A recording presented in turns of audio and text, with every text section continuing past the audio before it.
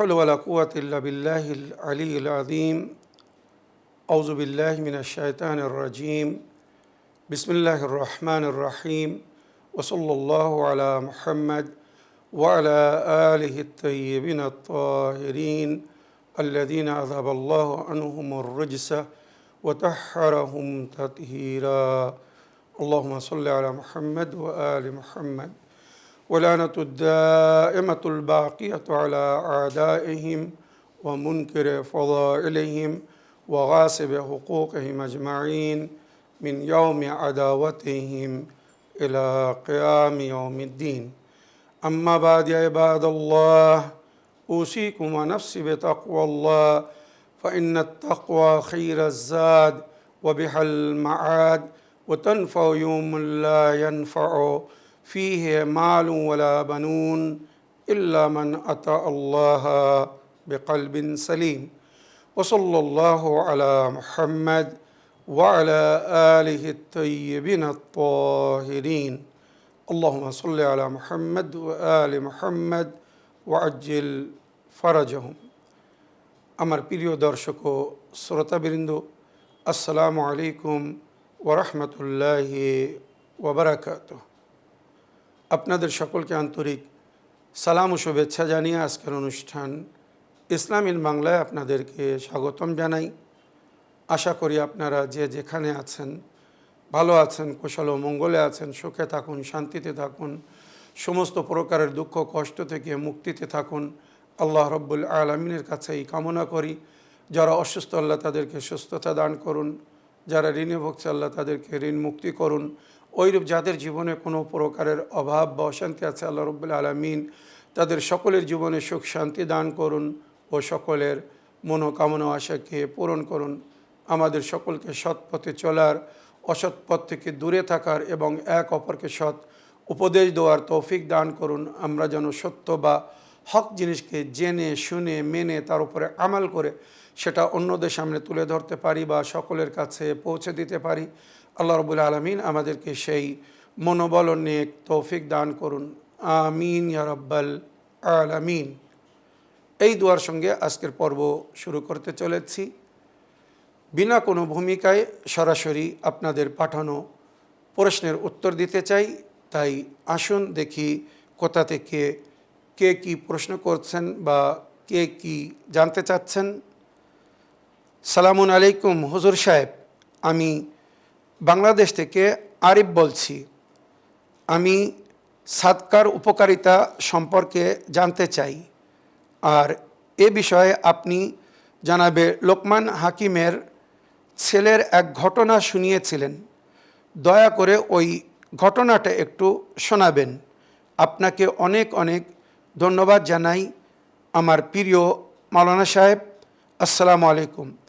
ওয়ালাইকুম আসসালাম ওয়া রাহমাতুল্লাহি ওয়া বারাকাতুহু। আমার প্রিয় ভাই আরিফ সাহেব, চিঠি লেখার জন্যে আপনাকে ধন্যবাদ জানাই। আমাদেরকে দোয়ায় স্মরণে রাখার জন্যও কৃতজ্ঞ জ্ঞাপন করি।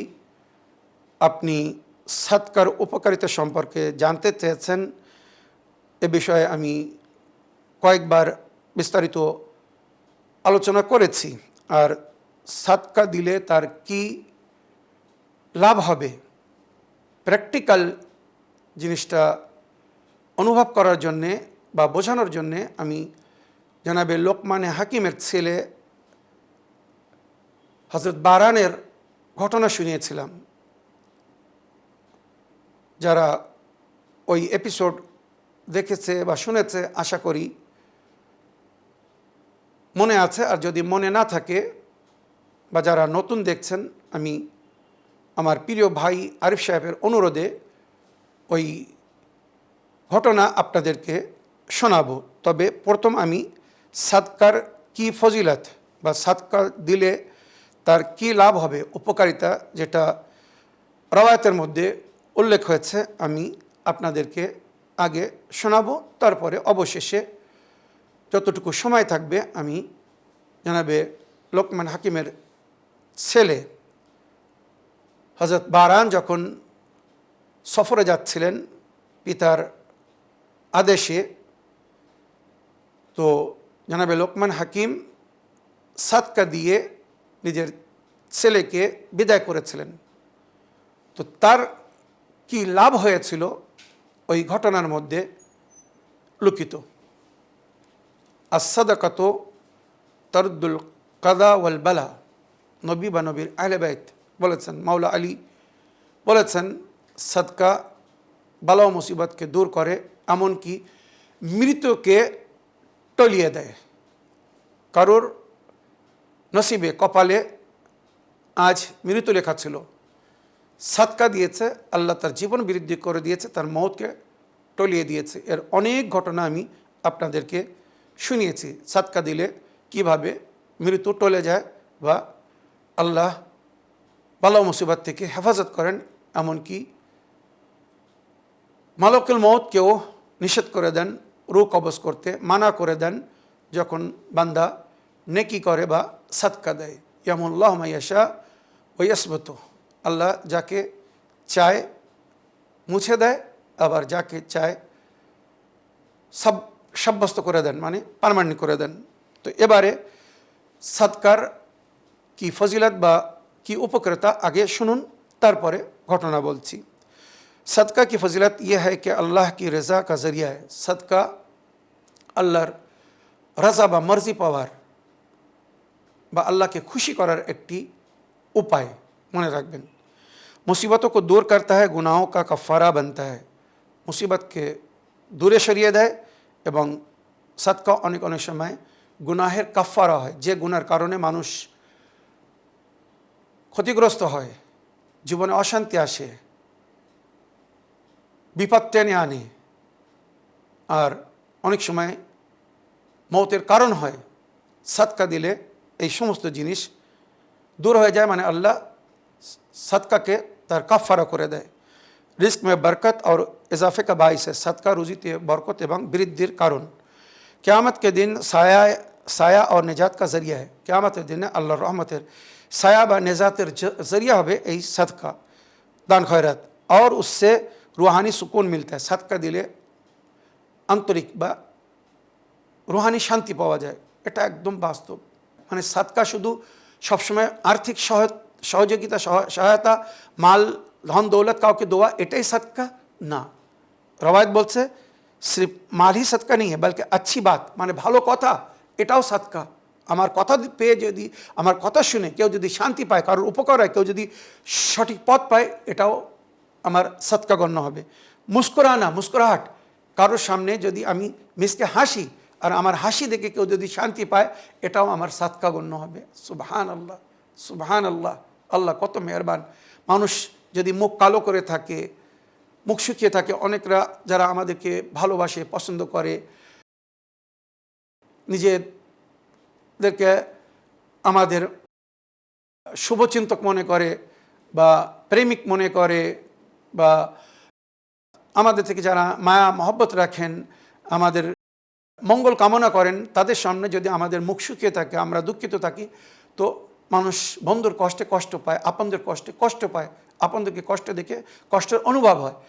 এর অপোজিট, যদি আমি খুশি থাকি, আনন্দে থাকি, মুস্কুরাই, মিস্কুরে হাসি, তো সে শান্তি পায়। তার মানে কি, তার বন্ধু, তার ভাই বা তার শুভচিন্তক বা তার মনোনীত বান্দা, সে খুশি বা শান্তিতে আছে বলেই মিসকে হাসছে। আর এটাই মমিনের পরিচয়। মমিন হুজনুহু ফি কলবিহি ওয়া বিশরুহু ফি ওয়াজহিহি। হাদিস যেটা বলছে, মমিনের দুঃখ কষ্ট তার অন্তরে থাকে, কিন্তু তার চেহারার উপরে একটা মুস্কুরাহট, মিসমিসে হাসি থাকে, যেটা দেখে আল্লাহর অন্য বান্দারা শান্তি পায়, দুঃখ পায় না, কষ্ট হয় না। তাই নবী সবসময় মিসকে হেসে কথা বলতেন। তো সদকা কি বা সদকার উপকারিতা কি, যেটা বললাম, আশা করি আপনারা শুনেছেন। এবারে এর একটু ব্যাখ্যা করব। अल्लाह की रज़ा और खुशनुदी, सदका के ज़रिए रज़ा और खुशनुदी हासिल करने का एक बेहतरीन तरीका বা ज़रिया है। মানে সদকার মাধ্যমে আল্লাহর খুশি বা মর্জি পাওয়া যাবে, এর একটা সুন্দর উপায় বা ज़रिया হচ্ছে সদকা। সদকা দিতে থাকলে আল্লাহ তার থেকে রাজি থাকে, মানে দান খয়রাত আল্লাহর পথে করতে থাকো, মানে আল্লাহর বান্দাদের খেয়াল রাখো। শুধু নামাজ রোজা করতে থাকো না, নামাজ ওদের সঙ্গে প্র্যাকটিক্যাল, যেমন আল্লাহরকে খুশি করার জন্য নামাজ পড়ছো, ওইরূপ আল্লাহকে খুশি করার জন্য আল্লাহর বান্দাদেরও খেয়াল করো। নামাজের সঙ্গে জাকাতের হুকুম কেন দেওয়া হয়েছে? নামাজ আল্লাহর হক, জাকাত বান্দাদের হক। তো শুধু अल्लाहर हक ना, अल्लाहर बंदाদের हक अदा करते বলা হয়েছে। मुसीबतों से हिफाजत, ये मुसीबतों और बलाओं को दूर करता है और मौत को आसान बनाता है। सदका बला मुसीबत के दूर करे, मृत्यु के सहज हो करे देन। किताब गुनाहों का कफ़ारा, सदका गुनाहों को इस तरह से मिटा देता है जैसे पानी आग को बुझा देता है। सदका गुनाह के ওইভাবে মুছে দেয় যেভাবে আগুন के पानी নিভিয়ে দেয়। মনে রাখবেন আল্লাহর গজবকে নিবারণের একটা উপায় হচ্ছে सदका। रिस्क में बरकत, सदके देने से माल में इजाफा होता है और रिस्क में बरकत आती है। सदका दिले माले बरकत है, बरूजीते बृद्ध है। क़यामत के दिन साया, क़यामत के दिन हर शख्स अपने सदके के साय में होगा। क़यामत के दिन प्रति व्यक्ति निजे सदकार ছায়ার নিচে থাকবে, মানে যে যত सदका देवे तार माथार উপরে তত ছায়া হবে। रूहानी सुकून, ये दिल की सख्ती को नरम करता है और दिल को इत्मीनान बख्शता है। मानुषेर मन के नरम करे और मानुषेर मन के शांति प्रदान करे सदका। इखलास का सवाब, पोशीदा सदका देना जाहिर करके देने से बेहतर है, इसमें रियाकारी नहीं होती। गोपने सदका देওয়া প্রকাশ রূপে সদকা দেওয়ার চেয়ে তো উত্তম বলা হয়েছে। রওয়ায়াতের মধ্যে যেটা উল্লেখ হয়েছে, ডান হাত দিয়ে যদি সদকা দাও বাঁ হাতের যেন খবর না হয়। তার মানে কত গোপনতার সঙ্গে সদকা দিতে বলা হয়েছে ভেবে দেখুন। দুটোই আমার হাত, আমরা এক অপরের থেকে কি করে লুকিয়ে দেবো? কথা হচ্ছে বাঁ হাতকে সোজা রেখে ঢেকে রেখে ডান হাত দিয়ে সদকা দাও, যেন বাঁ হাত তোমার ডান হাতকে না দেখে। এটা মানে স্পিরিচুয়াল দৃষ্টির কথা বলা হচ্ছে যে তোমার বাঁ হাত যেন তোমাকে ডান হাতকে সদকা দিতে না দেখে, এত গোপনে সদকা দিয়ে দিতে বলেছে।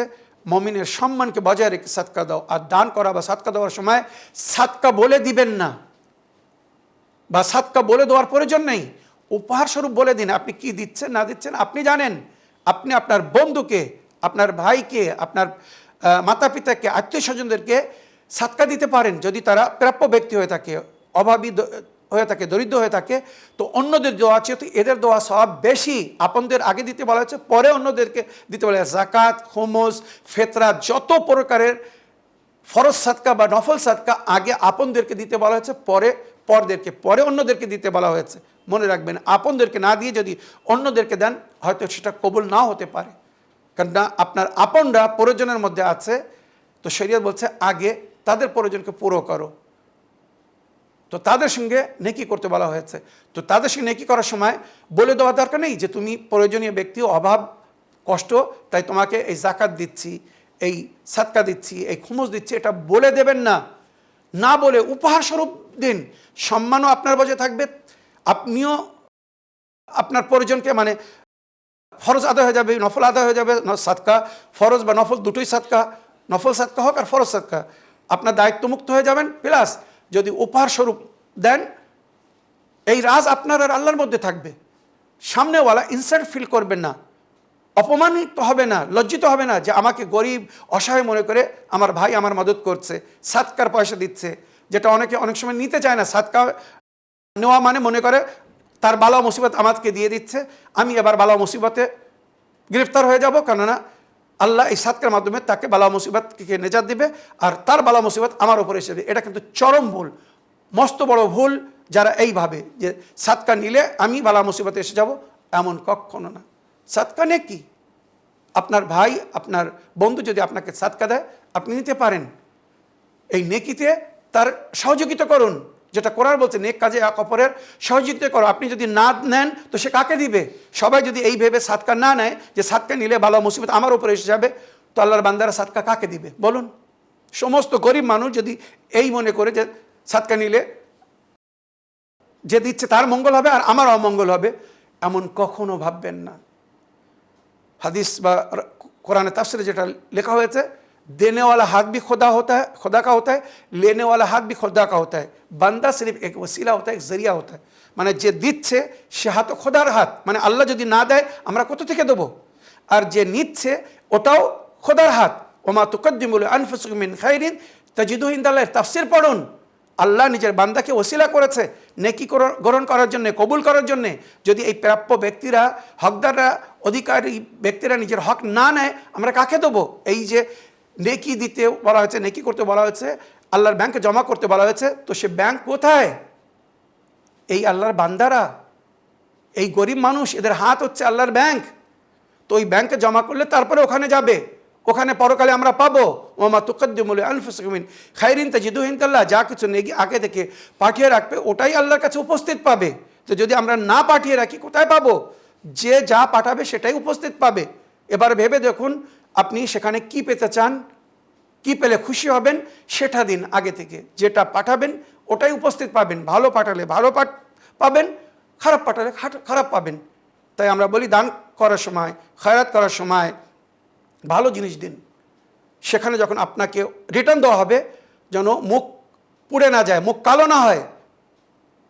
এখানে আমাদের প্রয়োজনের পরে বা যে জিনিসটা অনেক সময় আমরা নিজেদের জন্য ভালো মনে করি না, অন্যদেরকে দিয়ে দিই, মনে করি এটা সাদকা করে দিই, দান করে দিই, সওয়াব পাবো। এই যে দিলাম এটা আমার জন্য বা আপনার জন্য জমা হয়ে থাকবে, পরকালে সবাই অভাবী হবে, সবার প্রয়োজন হবে। এই যেটা দিচ্ছি এটাই আমার অপেক্ষা করবে। এবার যখন ওটা আমার সামনে আসবে হয়তো ভালো লাগবে না, তখন আল্লাহ স্মরণ করিয়ে দেবে তুমি এটাই পাঠিয়ে রেখেছিলে, গরিবের হাতে এটাই দিয়েছিলে, তার ভালো লাগেনি, তার শর্ত সে নিয়েছিল, সুতরাং যেটা পাঠিয়েছ এটাই আজ তোমাকে দেওয়া হয়েছে। ওমা তুকদ্দিমু লিআনফুসিকুম মিন খায়রিন তাজিদুহু ইনদাল্লাহ। তো সাদকা দিতে থাকুন, সাদকা যেটা দিতে থাকবেন এটাই ওখানে পাওয়া যাবে বা এটাই পাবেন। মনে রাখবেন কোরআন ও হাদিসের মধ্যে এইভাবেই উল্লেখ হয়েছে যে সাদকা দিতে থাকো, কেননা যেটা তোমরা ওখানে আগে থেকে পাঠিয়ে রাখবে সেটাই উপস্থিত পাবে। আর সাদকা লোক দেখানো কাজ করবে না, রিয়াকারি করবে না।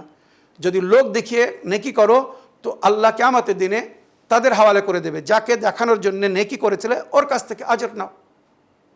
আজ সে যা দিতে পারবে তার কাছ থেকে নাও, কেননা তুমি আমাকে দেখিয়ে আমাকে খুশি করার জন্য না, পাবলিককে খুশি করার জন্যে, অন্যদেরকে খুশি করার জন্যে নেকি করেছিলে, দান করেছিলে। তো যাদের খুশি করার জন্যে দান করেছিলে আজ আজর সওয়াব, তার পরিণাম পরিফল তাদের কাছ থেকে নাও, কেউ কিছু দেবে না। তাই নেকি আল্লাহর জন্য করুন, লিল্লাহ, খালিসাতান লিল্লাহ, এর আজর সওয়াব পাওয়া যাবে। রিয়াকারের কোনো নেকি কবুল হবে না, রিয়াকার নিজের নেকির কোনো আজর সওয়াব পাবে না। কিন্তু আফসোস এখন সোশ্যাল মিডিয়ার যুগ হয়ে গেছে। কম্বল নিয়ে, শাড়ি নিয়ে, চাদর নিয়ে বা একটা লুঙ্গি নিয়ে, একটা জামা নিয়ে এখনও বাড়ি পৌঁছে যায়নি, তার আগে সোশ্যাল মিডিয়ার মাধ্যমে পুরো গ্রামে ছড়িয়ে গেছে, পুরো এলাকায় ছড়িয়ে গেছে। অমুক লোক অমুকের বাড়ি থেকে আজ একটা লুঙ্গি নিয়ে আসছে, যেটা ঈদের সময় আপনারা দেখেছেন, শাড়ি নিয়ে আসছে, বাড়ি পৌঁছায়নি, তার ছেলের মোবাইলে ফটো পৌঁছে গেছে, দেখো তোমার মা অমুক ধনীর বাড়ি থেকে একটা শাড়ি নিয়ে আসছে। ছেলে অনেক সময় লজ্জাবোধ করে, ফটোগুলো যখন দেখে, তার বন্ধুরা দেখে, তো তাকে বলে তোমার মাকে একটা শাড়ি কিনে দিতে পারো না ঈদের সময়? তাকে অন্য বাড়ি থেকে শাড়ি চেয়ে এনে পড়তে হচ্ছে, কত লজ্জিত হয়। এই হচ্ছে আমাদের সমাজের সবচেয়ে বড় অন্যায়, পাপ। এরা পরকালে কিচ্ছু পাবে না। সোশ্যাল মিডিয়ায় পোস্ট করবেন, ওখানেই রয়ে যাবে। ফেসবুক বলুন, হোয়াটসঅ্যাপ বলুন, ইনস্টাগ্রাম বলুন, ইউটিউব, যেখানে যেখানে আপলোড করবেন আল্লাহ বলবে ওখান থেকে নাও, তোমার আজর সওয়াব ওখান থেকে নাও। যদি আমার খাতায় জমা করতে, আমার ব্যাংকে জমা করতে, গোপনে করতে, ডান হাত দিয়ে দিতে বা হাতকে খবর হতো না, আমি তার আজর দিতাম। কিন্তু আমার জন্য যখন করনি, তো যাদের জন্য করেছো তাদের কাছ থেকে আজর নাও। বলুন কি করবেন তখন? যখন আপনাকে বলা হবে যাও হোয়াটসঅ্যাপ গ্রুপের কাছ থেকে এর লাভ নিয়ে এসো, ফেসবুকে যাদেরকে দেখানোর জন্য পোস্ট করেছিলে তাদের কাছ থেকে এর লাভ নাও, তখন কি করবেন? ওখানে না ফেসবুক কাজে আসবে না হোয়াটসঅ্যাপ কাজে আসবে। আশা করি बुद्धिजीवी জন্য যথেষ্ট। हर मुसलमान पर लाजिम है सिर्फ माल ही नहीं, अच्छी बात करना, बुराई से रुकना भी सदका है। ভালো কথা বলা বা অন্যায় থেকে বিরত থাকাও सदका। कुरानी आयत और हदीस के हवाले से इस तरह से वारिद है, कुरान में जो कुछ भी खैरात करोगे আল্লাহ उसे जानता है। सूरह बकरा आयत नंबर 273 মধ্যে যা কিছু নেকি করবে আল্লাহ দেখছেন, আল্লাহ সবাইকে দেখছেন, জানছেন। তো আল্লাহ যখন জানছে যথেষ্ট, অন্য কাউকে জানানোর প্রয়োজন নেই। सदका मुसीबत और बलाओं को दूर करता है। तिरमिजी शरीफ, सही बुखारी, सही मुस्लिम, যত হাদিসের বই সমস্ত জায়গায় এগুলো আছে। हदीस, जो लोग शब और रोज़ अपने माल पोशीदा और ज़ाहिर खर्च करते हैं, माने गोपन भावे बा प्रकाश्यभावे खर्च करे, उनके लिए उनके रब के पास अजर है। सूरह बकरा आयत नंबर 272 उल्लेख হয়েছে। हदीसের মধ্যে उल्लेख হয়েছে 7 तरह के आदमी हैं जिनको अल्लाह अपने साए में जगह देगा। उनमें से एक वो है जो सदका इस कदर छुपा करके दे कि बाएं हाथ को खबर ना हो। सही बुखारी, सही मुस्लिम বা সমস্ত বইয়ের মধ্যে উল্লেখ হয়েছে, যদি কেউ গোপনে সদকা দেয়, ওই ব্যক্তি আল্লাহর রহমতের ছায়ার নিচে থাকবে, যে এমন গোপনে সদকা দিবে, ডান হাত দিয়ে সদকা দিলে বাঁ হাতের খবর হবে না। सदका बुराई के 70 दरवाजे बंद करता है। बुराई समस्त दरवाजा के सदका बंद करे, बस 70 दरवाजा बंद कर दे। सदका सिर्फ माल दौलत की सूरत में नहीं, बल्कि किसी की मदद, मुस्कुराहट या नेकी के काम करना भी सदका है, जो दुनिया और आखिरत में बेशुमार फ़वाइद का बायस है। शुधु आर्थिक सहायताई सदका ना, कारो संगे मिसके कथा बोला, সঠিক পরামর্শ দেওয়া। অনেকে আমাদের কাছে পরামর্শ চায়, মাওলানা সাহেব এই কাজের জন্যে কি করলে ভালো হবে, বা এই কাজের জন্য আপনি আমাকে পরামর্শ দিন। তো ওখানে যদি আমরা সঠিক পরামর্শ দিই, তো এটা সদকায়ে জারিয়া গণ্য হবে। আমার পরামর্শের উপরে আমাল করে যদি তার লাভ হয়, তার উপকার হয়, তো সারা জীবন ওই নেকিতে আমি শরীক থাকব। তো এই যে সদকার লাভ বললাম, আশা করি এর থেকে আপনারা লাভবান হয়েছেন, বা সদকা যেভাবে আমাদেরকে করতে বলা হয়েছে, দিতে বলা হয়েছে, আশা করি আমরা ওইভাবেই সদকা দিব, গোপনে দেব। বন্ধু বান্ধব আত্মীয় স্বজনদের সম্মানকে বজায় রেখে গিফট বলে, উপহার বলে, তহফা বলে সদকা দিন। আপনার আর আল্লাহর মাঝখানে একটি রাজ রাখুন, এটা বান্দাদের বলার কোনো প্রয়োজন নেই। আপনি যদি সদকার পয়সা কাউকে উপহার স্বরূপ দেন, এটা মিথ্যা নয়। আপনি আল্লাহর সঙ্গে একটা ডিল করছেন, যে আল্লাহ আমার উপরে যে ফরজ সাদকা ছিল বা নফল সাদকা ছিল, আমি আপনার বান্দার সম্মানকে বজায় রাখার জন্যে, যাতে সে দুঃখিত না হয়, লজ্জিত না হয়, নিতে সংকোচ না করে, তাই উপহার স্বরূপ তাকে দিচ্ছি। আল্লাহ, আপনি তো জানেন আমার মনের খবর, আল্লাহ আমার সম্মানকে বজায় রাখবেন যেমন আমি তার সম্মানকে বজায় রেখেছি। এই সাদকা 60 বছরের উপাসনার চেয়ে তো বেশি সওয়াব রাখে। 60 বছর যদি কেউ আল্লাহর উপাসনা করে, তো যে সওয়াব পাবে না, গোপনে বা সামনেওয়ালাকে যদি উপহার স্বরূপ সাদকা দেয়, তো আল্লাহ সেই সওয়াব তাকে দান করবেন। আল্লাহ আমাদেরকে তৌফিক দান করুক, আমরা যেন এইভাবে নেকি করতে পারি যেভাবে আমাদেরকে আল্লাহ রসুল আদেশ করেছেন, আহলে বায়ত তালিম দিয়েছেন। এবারে আমি জানাবে লোকমান হাকিমের ছেলে জানাবে বারান যখন সফরে যাচ্ছিলেন, ওনার পিতা ওনাকে শাম দেশ সিরিয়ায় দামিশকে এক ব্যক্তির কাছে পাঠাচ্ছিলেন ঋণ উদ্ধার করার জন্যে। শাম দেশের ওই ব্যক্তি বিখ্যাত ছিল, পয়সাওয়ালা ছিল, কিন্তু স্বভাবে অভাবী হয়েছিল। আর যারা স্বভাবে অভাবী হয়, তাদের প্রয়োজন কখনো পুরো হয় না, কেন এটা তাদের স্বভাব। সুতরাং তার সম্পর্কে যেটা লেখা হয়েছে সূরা লোকমানের তাফসিরে, সে অনেকের কাছ থেকে প্রয়োজন হিসেবে ঋণ নিত, কিন্তু শোধ করত না। শোধ করার সময় আসলে তাকে নিজের বাড়িতে ডেকে খাওয়ার সঙ্গে বিষ দিয়ে, অনেক সময় নদীর ধারে তার বাড়ি ছিল, হাত পা বেঁধে নদীতে ফেলে দিত। রাত্রে ঘুমিয়ে পড়লে তার লোকজনদেরকে ফিট করে রেখেছিল, যে রাত হলে হঠাৎ গভীর নিদ্রার মাধ্যমে যখন সে মধ্যে থাকবে, তাকে তুলে প্রবাহিত নদীতে হাত পা বেঁধে, পাথর বেঁধে ফেলে দিত, পানিতে ডুবে মারা যেত বা পানির স্রোতে চলে যেত। সবাই তো সাঁতার কাটতে জানে না, হঠাৎ যদি হাত পা বেঁধে পানিতে ফেলে দেওয়া হয়, সে কী করতে পারে? ঘুমিয়েছিল, গভীর নিদ্রার মধ্যে ছিল। তো এই ধরনের তার কাজকর্ম ছিল। সুতরাং জানাবে লোকমান হাকিমের কাছ থেকে সে কিছু পয়সা উধার নিয়েছিল ব্যবসা করার জন্যে, বা কোনো একটি বাহানা বা ছলনা করে জনাবে লোকমান হাকিমের কাছ থেকে পয়সা নেয়। জনাবে লোকমান হাকিম একটি বিগ অ্যামাউন্ট, বড় পয়সা তাকে ধার দিয়েছিল, আর সে বলেছিল 1 মাস পরে কি 2 মাস পরে দামিশকে এই আমার ঠিকানা, এই আমার বাড়ি বা এই আমার কর্মস্থান, সে ব্যবসা করত, দোকান ছিল, ওখানে পাঠিয়ে দিবেন, আমি আপনার পয়সা ফিরিয়ে দেব। জনাবে লোকমান হাকিম নিজের ছেলে বারানকে বাড়ি থেকে বিদায় করলেন দামিশকের জন্যে। জনাবে লোকমান হাকিমের ছেলে যখন বাড়ি থেকে বাইর হচ্ছিলেন, তো জনাবে লোকমান হাকিম আল্লাহর কাছে দোয়া করলেন। তারপরে জনাবে লোকমান হাকিমের ছেলে রাস্তায় উঠলেন। হঠাৎ জনাবে লোকমান হাকিমকে মনে পড়ল যে আল্লাহ বলেছেন সাদকা দাও, সাদকা বালা মুসিবতকে দূর করে, বিপদ আপদ থেকে রক্ষা করে। আর রাস্তার সমস্ত ঘটনা জনাবে লোকমান হাকিম জানতেন। সেই সময় চোর, দস্যু, ডাকাতদের যুগ ছিল, রাস্তায় লুটে নিত। সুতরাং জনাবে লোকমান হাকিম বললেন নিজের ছেলেকে 1 মিনিট দাঁড়াও। ছেলে দাঁড়ালো।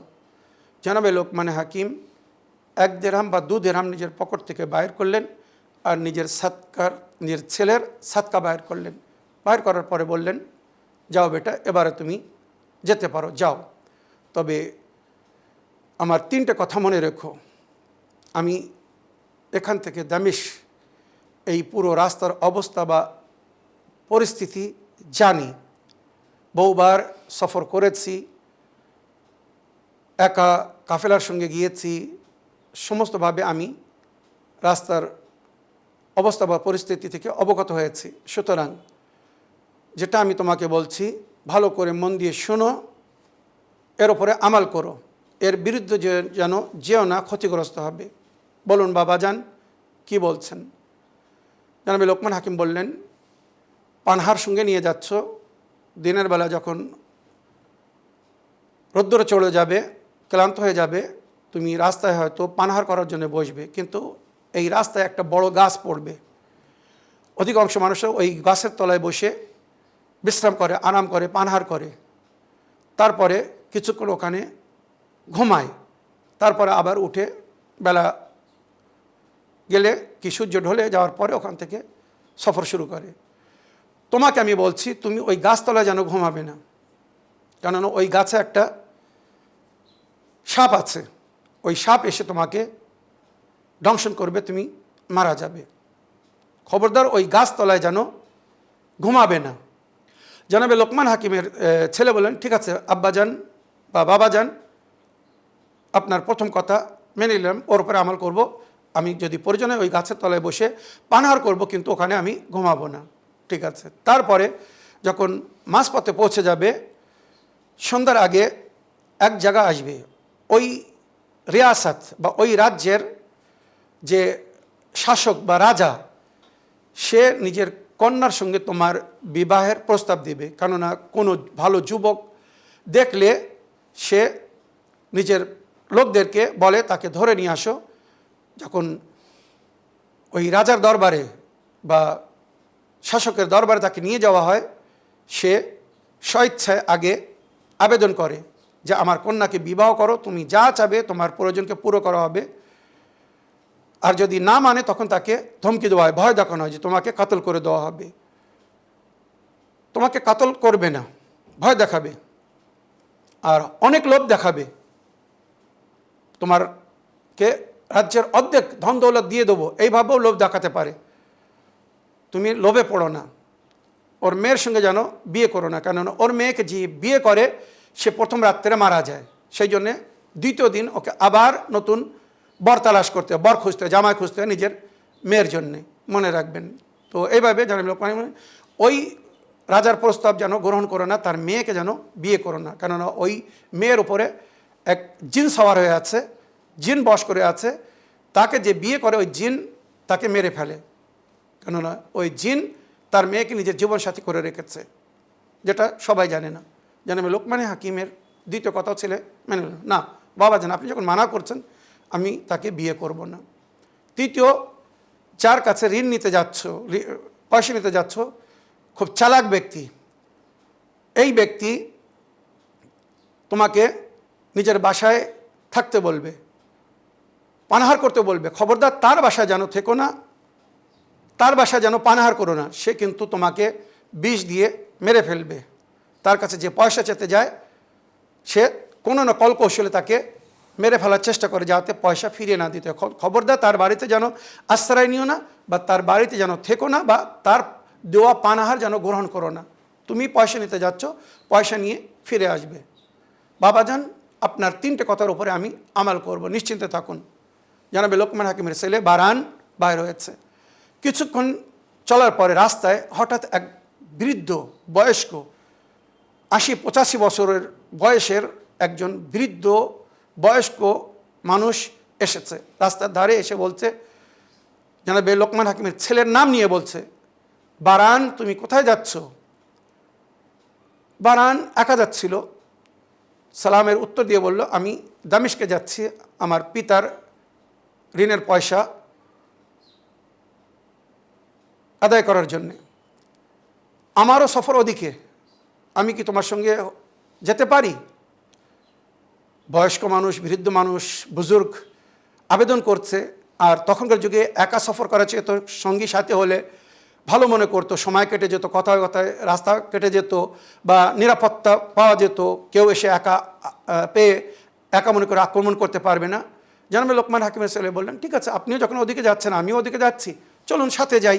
গল্প করতে করতে, কথা বলতে বলতে আমরা যাব, সময়ও কেটে যাবে। এই মনে করে উনি বললেন, ঠিক আছে চলুন। হয়তো যুবক বা বয়স্ক মহিলা হয়তো মানা করে দিত যে হয়তো এই রাস্তা আমাকে ক্ষতি করতে পারে, কিন্তু যখন দেখলেন একদম বৃদ্ধ মানুষ, বয়স্ক মানুষ, বুজুর্গ বলছেন, তো মেনে নিল, সফর শুরু করেছে। এবার আমাকে একটু ফাস্ট বলতে হবে, সময় কম রয়ে গেছে। সুতরাং যেতে যেতে সেই গাছতলায় এসেছে, যেখানে জানাবে লোকমান হাকিম বলেছেন ওই গাছতলায় বিশ্রাম করতে পারো, পানাহার করতে পারো, তবে ওখানে যেন ঘুমাবে না। ঘুমালে কিন্তু সাপ দংশন করবে, তুমি মারা যাবে। ওই গাছতলায় পৌঁছে ওই বুজুর্গ বলছে, চলো এখানে আমরা কিছু সময় বসি, একটু বিশ্রাম করি, পানাহার করে নিই, তারপরে এখান থেকে সফর কন্টিনিউ করব। জানাবে লোকমান হাকিমের ছেলে বললেন, ঠিক আছে। ওখানে বসে দুজনা মিলে এক জায়গায় বসে পানাহার করছে। বা ঘটনায় যেটা লেখা হয়েছে, বুজুর্গ বলছে, আমার ক্ষুধা নেই, তুমি ক্ষুধায় আছো, ক্লান্ত, তুমি খেয়ে নাও, আমি এখানে বসছি, তোমার সঙ্গে আছি। সুতরাং খাওয়া হয়ে গেল। জানাবে লোকমান হাকিমের ছেলে বারান পেট ভরে খেলেন। গরমকালে পেট ভরে খাওয়ার পরে, বিশেষ করে মানুষ ক্লান্ত হয়ে যাওয়ার পরে যখন পেট ভরে পানাহার করে, তখন নিদ্রা আসে, ঘুম আসে। তো ঘুমের অনুভব হচ্ছিল। তো ওই বুজুর্গ বললেন, ঘুমিয়ে পড়ো, আমার কোলে মাথা রেখে ঘুমিয়ে পড়ো। মনে পড়েছে যে বাবা বলেছিলেন না, খবরদার গাছতলায় যেন ঘুমাবে না। এদিক ওদিকে চেয়ে দেখলো সাপ দেখা যাচ্ছে না, কেন সাপ ছিল না, একটা জিন।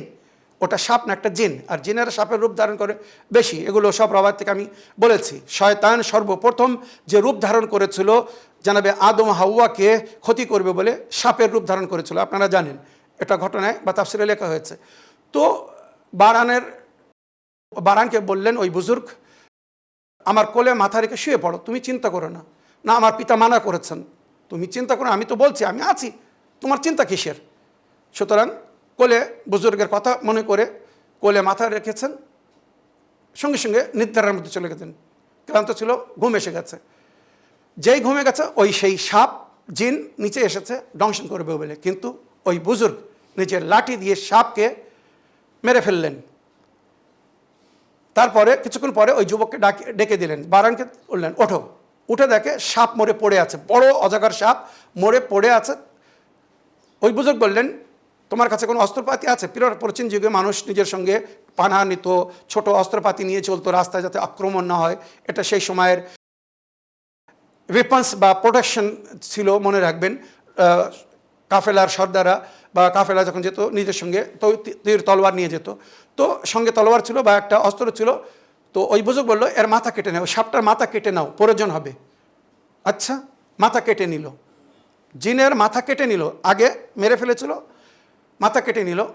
থলিতে রেখে বলো এবারে চলো আমরা সফর শুরু করি। সফর শুরু করেছে, এবারে ওখানে পৌঁছেছে যেখানকার সম্পর্কে বলা হয়েছিল ওখানকার রাজা বা শাসক তোমাকে নিজের মেয়ের সঙ্গে বিয়ের প্রস্তাব দিবে। ঠিক ওইভাবেই হলো, সব কিছু ঘটছে কিন্তু ওইভাবেই ধরে নিয়ে যাওয়া হচ্ছে বাদশার দরবারে, রাজার দরবারে বা শাসকের দরবারে। শাসক ওই কথাই বলল, আমার মেয়েকে বিয়ে করো, তুমি যা চাবে তোমাকে দেওয়া হবে, তোমার প্রয়োজন পড়বে, এমনকি আমার রাজ্যের অর্ধেক যদি তুমি চাও তোমাকে দেবো। পিতা মানা করেছিলেন। জনাবে বারান বলল, না, আমি আপনার মেয়েকে বিয়ে করতে পারবো না। জনাবে বারান দেখতে খুব সুন্দর ছিলেন, যুবক ছিলেন, খাবরু জওয়ান ছিলেন, কিন্তু মানতে রাজি হচ্ছিলেন না। তখন বাদশা বলল, যদি আমার কথা না মানো তো আমি তোমাকে এখান থেকে যেতে দেব না, তুমি ভেবে নাও। এখান থেকে আগে যেতে গেলে আমার দাবি তোমাকে রাখতে হবে, আমার কথা মানতে হবে, আমার মেয়েকে বিয়ে করতে হবে। ওই বুজুর্গ আবার বললেন, বিয়ে করো, আমি তোমার সঙ্গে আছি, চিন্তা করো না, আমার পিতা আমাকে মানা করেছেন, আপনি কেন বিয়ে করতে বলছেন? আমি তো সঙ্গে আছি। এর আগে তোমার পিতা মানা করেছিল গাছতলায় ঘুমাতে, তুমি ঘুমেছো, তোমাকে রক্ষা করেছে কিনা, বাঁচে কিনা? তুমি বিয়ে করো, আমি যেভাবে বলছি সেইভাবে কাজ করো, তোমার কোনো অসুবিধা হবে না। বুজুর্গের কথা শুনে বিয়ে হলো, বাসর ঘরে গেল। তখন ওই বুজুর্গ বলল, যখন বাসর ঘরে যাবে, এবারে সতর্কতা বাস্তব বলে দিলেন ওই বুজুর্গ। বাসর ঘরে গেলে ওই কন্যা যখন তুমি তার সঙ্গে সহবাস করতে যাবে, ওই সময় একটা জিন জাহির হবে আর তোমাকে মেরে ফেলবে। তার আগে তোমাকে একটা কাজ করতে হবে, ওই বাসর ঘরে একটি আঙ্গিঠি, মানে প্রাচীন যুগে যে চুলো জ্বালানো হতো কয়লা দিয়ে, ওটা জ্বালাতে হবে। আর ওই আঙ্গিঠিতে ওই গরম কয়লার উপরে এই যে কাটা মাথা যেটা আমরা সঙ্গে নিয়েছি, জিনদের সর্দারদের মাথা, এই মাথা ওই আগুনের উপরে রেখে জ্বালাবে। যখন এই মাথা জ্বলবে আর ওর থেকে ধোঁয়া বাইর হবে, তো ওই যে জিন ওই কন্যার মধ্যে বশ করে আছে, যখন ওই গন্ধ পাবে, নিজের সর্দারের মরার গন্ধ পাবে, ছটফট করে তার শরীর থেকে বাইর হয়ে যাবে আর ওখান থেকে পালাবে। এতদিন যে বিয়ে করতো তাকে মেরে ফেলতো, আজ সে নিজের যান বাঁচিয়ে ওখান থেকে পালিয়ে যাবে, তোমার কোনো ক্ষতি হবে না, চিন্তা করা নেই। একদম ঠিক ওইভাবে হলো। বাসর ঘরে গিয়ে আঙ্গিটি জ্বালিয়ে, মানে চুলো কয়লা জ্বালিয়ে ওই সাপের কাটা মাথা ওখানে রেখে দিল। যখন ওটা জ্বলা শুরু করলো, দুর্গন্ধ আসা শুরু হলো, ওই মেয়ে ছটফট করে কাঁপলো আর তার শরীর থেকে একটা কালো কয়লার মতো বাইর হয়ে গেল। এখানে আর বিস্তারিত বলতে পারছি না। সুতরাং ওই খারাপ জিন যে বশ করেছিল সে চলে গেল ওখান থেকে, আর সুন্দরভাবে বিয়ে সম্পন্ন হলো, বাসর ঘর পুরো হলো। সকালবেলা ঘুম থেকে উঠলো, এবারে দামিশকে যাওয়ার বাড়ি, বাদশার কাছে অনুমতি চাইলেন। বাদশা খুব খুশি, কারণ এর আগে সবাই মারা যেত। আজ যখন যুবক মারা যায়নি, বাদশা খুব আনন্দিত যে আমার কন্যার জীবনসাথী এবারে পেয়ে গেছে। সুতরাং বাদশা বলল, ঠিক আছে, যখন আগে তোমাকে যেতে হবে তো তুমি যাও, ফেরার পথে এখান থেকে যাওয়ার সময় তোমার বউকে নিয়ে যাবে আর তোমার সমস্ত প্রয়োজনকে আমি পুরো করে দেবো। সুতরাং দামিশকে পৌঁছেছে। এবারে আরও তাড়াতাড়ি বলছি, দামিশকে পৌঁছে সেই বাড়িতে পৌঁছেছেন যে বাড়িতে উদ্দেশ্য ছিল বা যার কাছে ঋণের পয়সা নিতে যাচ্ছিলেন। ওখানে যখন পৌঁছেছে, খুব আহ্বান, মানে জবাই করার আগে যেমন ছাগল গরুকে সুন্দর পানাহার করানো হয়, কুরবানি কে বকর কো अच्छे से खिलाया जाता है, একটা কথা বলে হিন্দিতে, কুরবানির ছাগলকে খুব ভালো করে পানাহার করানো হতো, ওই রূপ ওই ব্যক্তি করতো। সুতরাং খুব ভালো পানাহারের ব্যবস্থা করেছে আর থাকার খাওয়ার ব্যবস্থা করেছে। যেই বারান ওখানে গিয়েছে, জনাব লোকমান হাকিমের ছেলে বললে, ঠিক আছে, আমার বাড়িতে মেহমান হও, আর যা কিছু পানাহার করে, এই ব্যক্তি কিন্তু সঙ্গে আছে, যা পানাহার করার বলো, আমি তোমাকে পানাহার করাবো। তুমি আমার মেহমান হচ্ছ, এত দূর থেকে এসেছো, 1-2 দিন আমার এখানে থাকবে, তারপরে পয়সা নিয়ে ফিরে যাবে। জনাব লোকমান হাকিম ছেলে বললেন, না, আমি আপনার বাসায় থাকবো না, আমি কোনো মুসাফিরখানায় থাকবো, আর আমার সঙ্গে আমি পানাহার নিয়ে এসেছি, আপনার পানাহার কোনো ব্যবস্থা করতে হবে না, আপনি নিশ্চিন্তে থাকুন। সে জোর করছে, না, তোমাকে এখানেই থাকতে হবে, এখানে অন্য কোথাও থাকতে দেবো না, আমার বাড়িতেই থাকতে হবে, আর আমি যেটা পানাহার করাবো সেটাই খেতে হবে, তোমার জন্য আমি এত ব্যবস্থা করছি, সব অ্যারেঞ্জমেন্ট করছি, তুমি অন্য কোথাও যেতে পারবে না। বুজুর্গ বললেন, ঠিক আছে, চিন্তা করো না বারান, আমি তোমার সঙ্গে আছি, খাও, এখানেই থাকো, আমি তোমার সঙ্গে আছি, তোমার চিন্তা করো না, এর আগে তোমাকে যখন আমি বাঁচিয়েছি, আগেও তোমার খেয়াল রাখবো। বুজুর্গের কথা শুনে জানাবে বারান ওখানে থাকলেন, পানাহার করলেন। ওই লোকের প্ল্যান ছিল রাত্রে যখন ঘুমিয়ে পড়বে, লোক ফিট করে রেখেছিল যে একে তুলে নদীতে ফেলে দেবো, নদীর ধারে তার বাড়ি ছিল, নদীতে হাত পা বেঁধে ফেলে দেবো, পানির সঙ্গে চলে যাবে, কোনো পয়সা দেওয়ার প্রয়োজন হবে না। তবে তার আগে জিজ্ঞাসা করলো যে এই বৃদ্ধ, এই বয়স্ক ব্যক্তি ইনি কে যে তোমার সঙ্গে এসেছে? কারণ তোমার আব্বা আমাকে যে চিঠি লিখেছে, উনি চিঠি লিখেছেন আমার ছেলে যাচ্ছে আপনার কাছে পয়সা নিতে, আমার পয়সা এর হাতে দিয়ে দেবেন। তো এই লোকের সম্পর্কে কোনো আলোচনা নেই, উল্লেখ নেই। ইনি কে? তখন বললেন ইনি একজন মুসাফির, আমার সঙ্গে এসেছেন, ইনিও দামেস্কে কোনো কাজে যাচ্ছেন, আশা করি এরপরে উনিও নিজের কাজে চলে যাবেন, আমি আমার বাসায় ফিরে যাব। এই বলে কথা হলো, ঠিক আছে আজকের রাতটা এখানে থাকবে, থাক। যখন রাত হয়েছে, শোয়ার আগে ওই বুজুর্গ জানাবে লোকমান হাকিমের ছেলেকে, বারানকে বললো খবরদার শোয়ার অ্যাক্টিং করবে, ঘুমানোর অ্যাক্টিং ঘুমাবে না, কেননা এক চক্রান্ত করে রেখেছে, নিজের ছেলেকে তোমার পাশে রাখবে ভরসা কেনার জন্যে বা ভরসা পাওয়ার জন্যে। আমি থাকবো, তারপরে তুমি থাকবে। রাত্রের বেলা লোক ফিট করে রেখেছে, এসে তোমার প্রাচীন যুগে যে কাতা দিয়ে তৈরি হতো চারপাই, এটা হালকা সঙ্গে দড়ি বেঁধে তোমাকে পানিতে ফেলে দেবে, তুমি চিন্তা করবে না। রাত হলে এর ছেলের জায়গা আমরা চেঞ্জ করে দেবো। এর ছেলে কতক্ষণ জেগে থাকবে, একসময় সে ঘুমিয়ে পড়বে, তারপরে জায়গা জানা। ঠিক ওই প্ল্যানে যখন রাত হলো, ছেলে ঘুমিয়ে পড়েছে, ওই ধনির ছেলে ঘুমিয়ে পড়েছে, আর বারান আর ওই বুজুর্গ জেগেছিল। সুতরাং ছেলের জায়গায় বারান আর বারানের জায়গায় ছেলেকে রেখে দিয়েছে। ষড়যন্ত্র অনুযায়ী, কলকৌশল অনুযায়ী ওই ধনির লোকেরা এসে ওই ধনির ছেলেকে দড়ি বেঁধে পানিতে ফেলে দিয়েছে। সকাল হয়েছে, ভাবছিল যে লোকমান হাকিমের ছেলে বারানকে আমি পানিতে ভাসিয়ে দিয়েছি, সে শেষ হয়ে গেছে। চাদর তুলে দেখে বারান শুয়ে আছে, ছেলে কই? সে ছেলেকে পানিতে ফেলে দিয়েছে, মুখে মাছি যাচ্ছে। পয়সা ফেরত দাও, তোমার ষড়যন্ত্র আজকে কাজে আসেনি, তুমি সবাইকে এইভাবে ঠকাতে, তোমার প্ল্যান আগে থেকে আমরা জেনেছিলাম। পয়সা নিয়ে ফিরে আসছে। এবারে 1 মিনিট সময় শেষ হয়ে গেছে,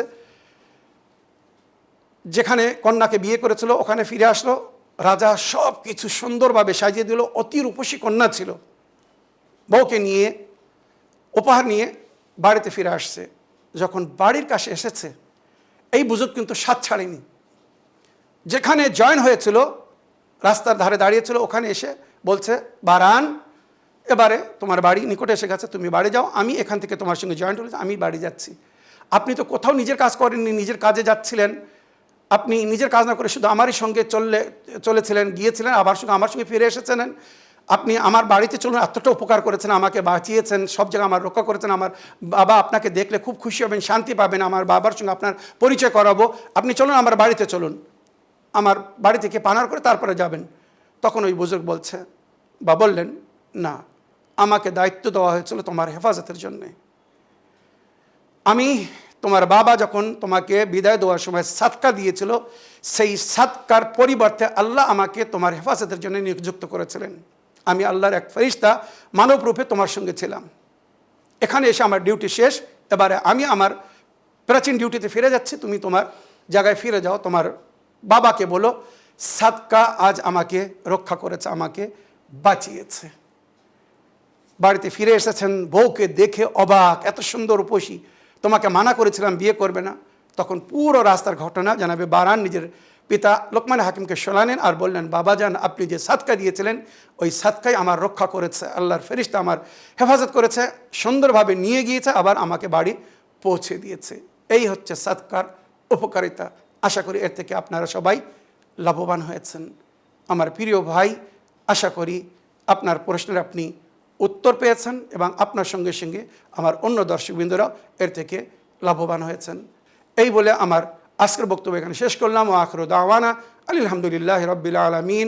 আসসালামু আলাইকুম ওয়া রাহমাতুল্লাহি ওয়া বারাকাতুহু।